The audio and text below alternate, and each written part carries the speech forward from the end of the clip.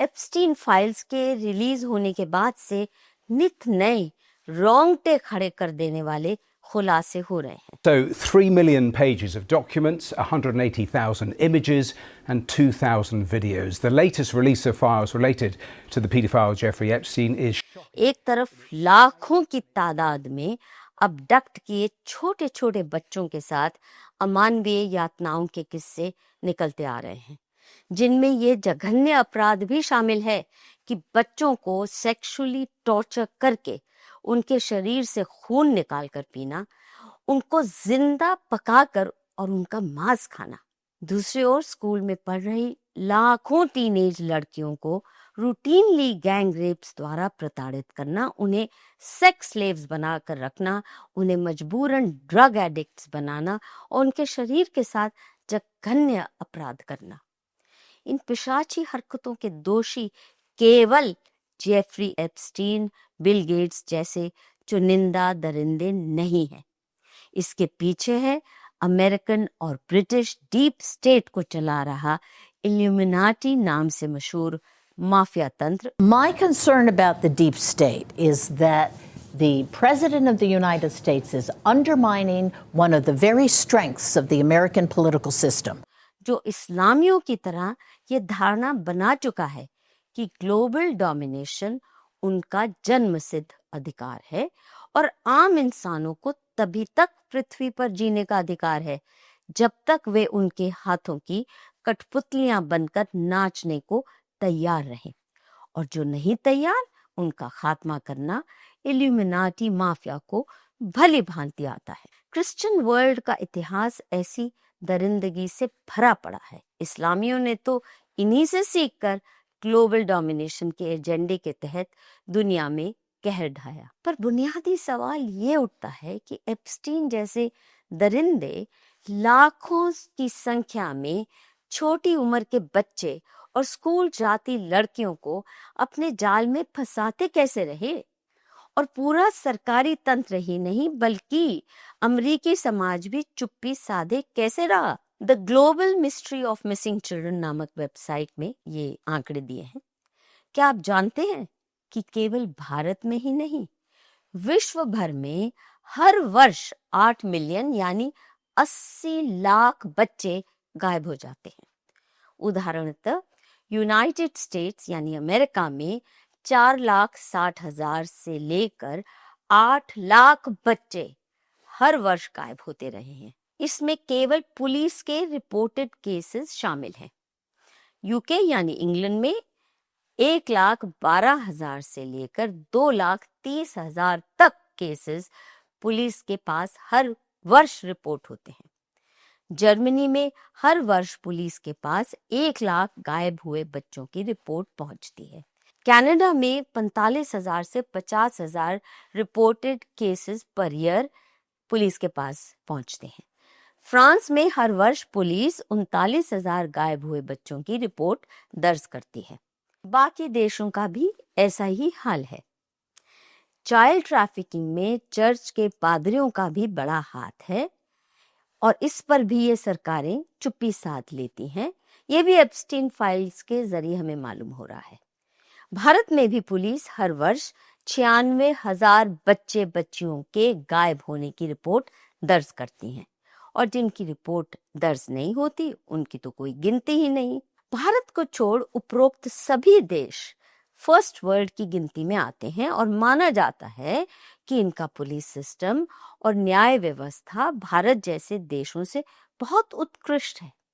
लेकिन हमने कभी नहीं सुना या देखा कि हर वर्ष इतनी बड़ी तादाद में छोटी उम्र के लड़के और लड़कियां गायब होने पर उन देशों में बड़े जन आंदोलन कभी खड़े हुए हों, बल्कि इन देशों की सरकारें और उनके पाले एनजीओ भारत जैसे देशों में क्या क्या गलत हो रहा है, चाइल्ड राइट्स पर भारत में कैसे कानून बने, इस पर जोरों शोरों से बवाल मचाते हैं। हमारे देश में बच्चों के साथ हो रहे अन्याय का ढिंढोरा ये दुनिया भर में पीटते हैं, लेकिन अपने देश के बच्चों की खोज खबर लेने का इनके पास समय ही नहीं है। ऐसे सब बच्चे यदि एप्स्टीन जैसे दरिंदों के हत्थे पड़ जाएं तो हैरानी की बात नहीं, लेकिन सबसे अधिक चिंताजनक बात यह है कि लाखों की संख्या में स्कूली लड़कियां और नौजवान स्त्रियां अपने घर में रहते हुए भी सेक्स ट्रैफिकर्स के जाल में फंस जाती हैं। एप्स्टीन फाइल्स पर बनी नेटफ्लिक्स सीरीज में ऐसी कई केस स्टडीज पेश की गई हैं जो बताती हैं कि कैसे 13-14 वर्ष की लड़कियां एप्स्टीन के अय्याशी अड्डे पर उसको मालिश करने के बहाने लाई जाती थी। She goes, oh, you know what? I know this guy. There's an opportunity, actually. If you want to become a real massage therapist, we can get you trained. You can come for the interview tonight. And if he likes you, then you'll be a real masseuse. उन्हें $200 प्रतिदिन का प्रलोभन दिया जाता And you'll था। get to see the world. And you'll get paid $200 per massage. And no alarm bells. उनमें से अधिकतर खुद ही नहीं फंसी, बल्कि उन्होंने अपनी अन्य सहेलियों को भी सेक्स रैकेट्स में शामिल किया।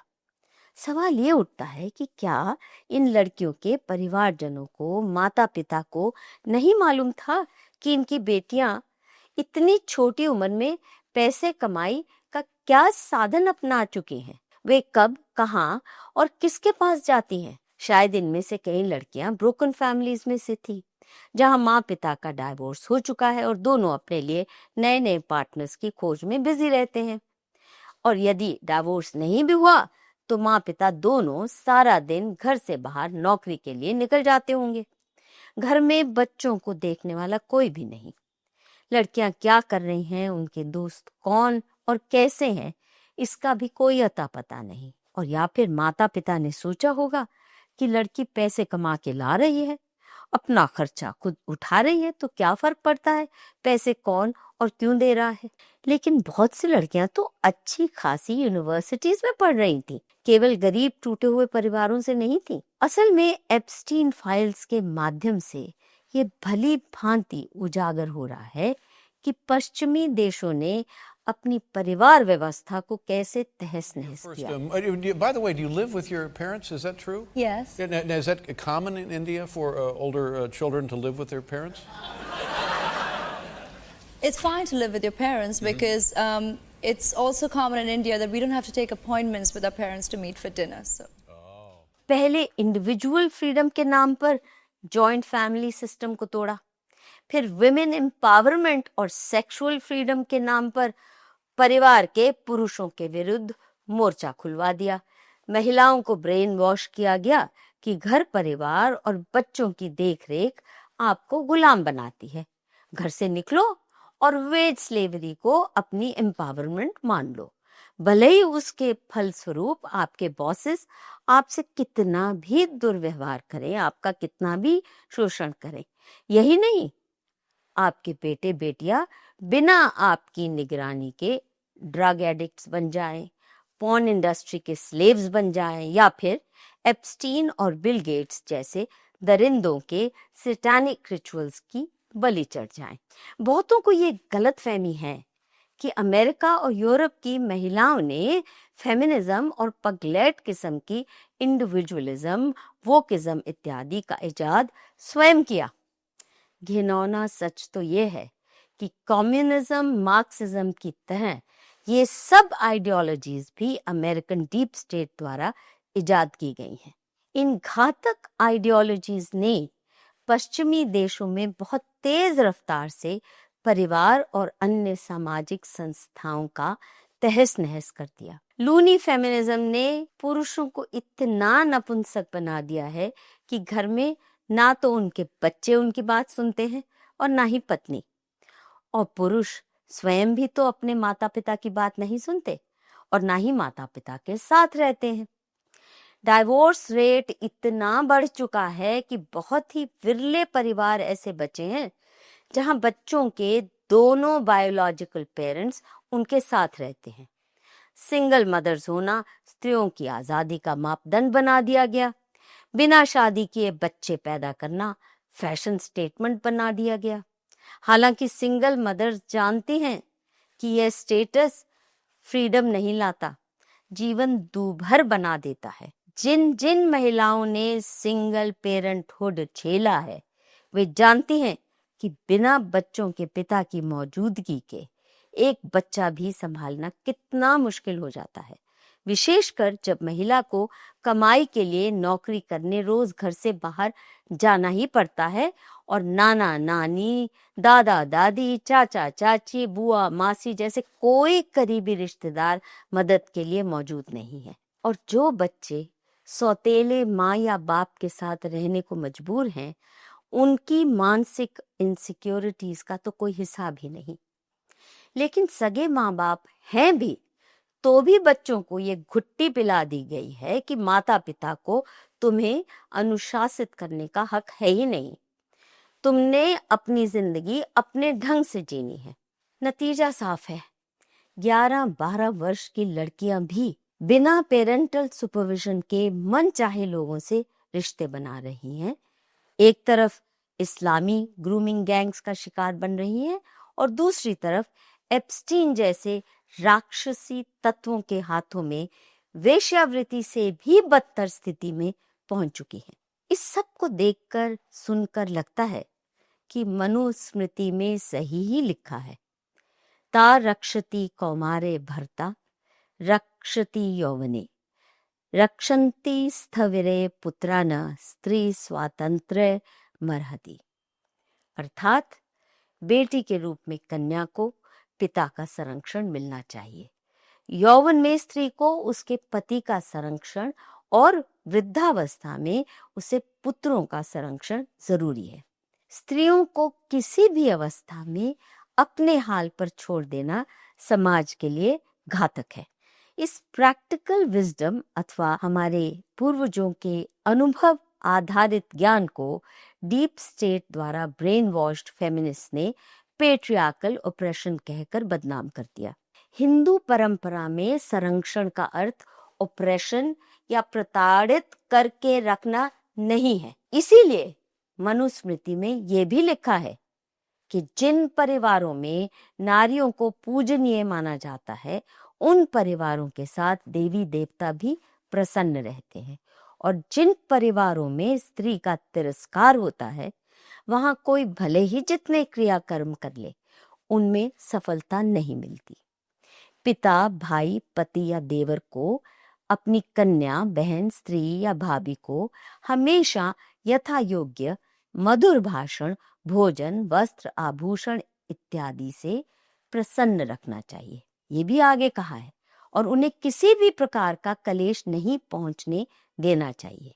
आगे लिखा है, जीवन में समृद्धि चाहने वालों को, परिवार की स्त्रियों को हमेशा प्रसन्न रखना चाहिए और हर विपत्ति से उन्हें बचाना चाहिए। जिस कुल में स्त्रियां अपने पति के गलत आचरण, अत्याचार या व्याभिचार आदि दोषों से पीड़ित रहती हैं, वह कुल शीघ्र नाश को प्राप्त हो जाता है, और जिस कुल में स्त्री जन पुरुषों के उत्तम आचरणों से प्रसन्न रहती हैं, वह कुल सर्वदा खुशहाली की ओर बढ़ता रहता है। आगे ये भी लिखा है, अनादर के कारण जो स्त्रियां पीड़ित और दुखी होकर पति, माता पिता, भाई, देवर आदि को श्राप देती हैं या कोसती हैं, वह परिवार ऐसे नष्ट हो जाता है जैसे पूरे परिवार को विष देकर मारने से एक ही बार में सबके सब मार दिए गए हों। जो पुरुष अपनी पत्नी को प्रसन्न नहीं रखता, उसका पूरा परिवार ही अप्रसन्न और शोकग्रस्त रहता है, और यदि पत्नी प्रसन्न है तो सारा परिवार खुशहाल रहता है। आगे ये भी लिखा है, स्त्री सभी प्रकार के सुखों को देने वाली है। स्त्री कभी माँ के रूप में, कभी पत्नी और कभी आध्यात्मिक कार्यों की सहयोगी के रूप में जीवन को सुखद बनाती है। इसलिए स्त्री की सहभागिता किसी भी धार्मिक और आध्यात्मिक कार्यों के लिए अति आवश्यक है। ये भी सुन लीजिए, धन की संभाल और उसके व्यय की जिम्मेदारी, घर और घर के पदार्थों की शुद्धि, धर्म और अध्यात्म के अनुष्ठान इत्यादि और घर की पूरी सार संभाल में स्त्री को पूर्ण स्वायत्तता मिलनी चाहिए, और ये सभी कार्य उसी के मार्गदर्शन में होने चाहिए। लेकिन स्त्रियों को भी मनुस्मृति में कुछ विशेष हिदायतें दी गई हैं। सबसे पहले, स्त्रियां आत्मनियंत्रण से ही बुराइयों से बच सकती हैं, क्योंकि विश्वसनीय पुरुषों यानी पिता, पति, पुत्र इत्यादि द्वारा घर में रोकी गई अर्थात निगरानी में रखी हुई स्त्रियां भी असुरक्षित हैं, यानी बुराइयों से बच नहीं सकती। जो स्त्रियां अपनी रक्षा स्वयं अपने सामर्थ्य और आत्मबल से कर सकती हैं, वस्तुतः वही सुरक्षित रहती हैं। आगे सुनिए, स्त्रियां चरित्र भ्रष्टता से बचें, क्योंकि अगर स्त्रियां आचरणहीन हो जाएंगी तो संपूर्ण समाज ही विनिष्ट हो जाता है। आज यही पश्चिमी देशों में हो रहा है। ध्यान रहे, एप्स्टीन की मुख्य पार्टनर घिस्लेन मैक्सवेल नाम की एक ब्रिटिश महिला ही रही। ये छोटी लड़कियों और जवान महिलाओं को फंसाने का काम करने के साथ साथ उन्हें परवर्स किस्म के सेक्सुअल एक्ट्स की ट्रेनिंग भी स्वयं देती थी। मीरा नायर जैसी भारतीय महिला को भी एप्स्टीन माफिया से रिश्ता रखने में बहुत फख्र महसूस होता था। कुछ लोगों का तो आरोप यह भी है कि मीरा नायर का बेटा शायद एप्स्टीन का ही बेटा है।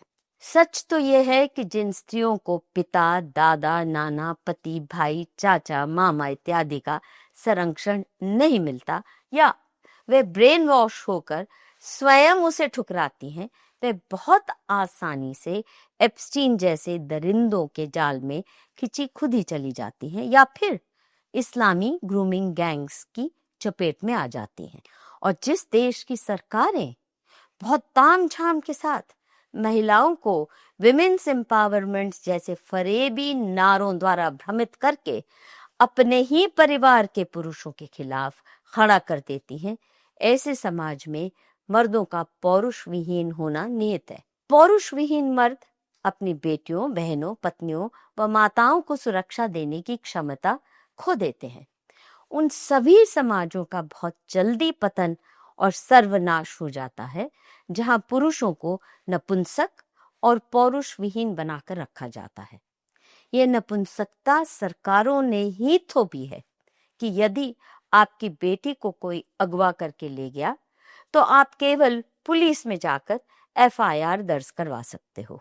ना आपके पड़ोसी, ना कोई रिश्तेदार आपके साथ खड़े होंगे। अमेरिका कहने को तो सुपर पावर है, लेकिन उस सुपर पावर ने बहुत मेहनत मुशक्कत से परिवारों को तोड़ने का सिलसिला चलाया। और जब परिवार टूटते हैं तो सामाजिक जुड़ाव कैसे बना रहेगा? ऐसे टूटे बिखरे समाजों में डेमोक्रेसी को अपनी रखैल बनाकर जेफरी एप्स्टीन और बिल गेट्स जैसे क्रिमिनल एलिमेंट्स माफिया गैंग्स बनाकर पूरे समाज को अपनी गिरफ्त में ले लेते हैं। अमेरिका अब नाम का सुपर पावर रह गया है। अंदर से अमेरिकी समाज बिल्कुल खोखला हो चुका है, क्योंकि बहुत ही खतरनाक किस्म के क्रिमिनल माफिया ने अमेरिका के सरकारी तंत्र पर अपनी जड़ें इतनी मजबूत कर ली हैं कि अब अमेरिका पूरी मानवता के भविष्य को खतरे में डाल रहा है। मैं तो कई वर्षों से डंके की चोट पर कहती आई हूं कि एप्स्टीन जैसे दरिंदों द्वारा प्रदूषित समाज को डिटॉक्स करने की क्षमता केवल हिंदू परंपराओं में है। किसी भी एब्राहमिक रिलीजन या कल्चर में यह क्षमता है ही नहीं, क्योंकि ये सभी लूटमार, डकैती और जन सहारों के माध्यम से फले फूले और सत्ताधारी बने। एप्स्टीन सिंड्रोम की विकृतियों से बचना है तो मनुस्मृति के संस्कार अपनाने होंगे, लेकिन उसमें लकीर की फकीरी करने की आवश्यकता नहीं, क्योंकि मनुस्मृति समेत हमारे सभी धर्म ग्रंथ कहते हैं कि पारंपरिक ज्ञान को समय अनुसार और परिस्थिति अनुसार बदलने की स्वतंत्रता हर व्यक्ति, हर परिवार, हर समाज को है, बशर्ते वे बदलाव धर्म आधारित हो।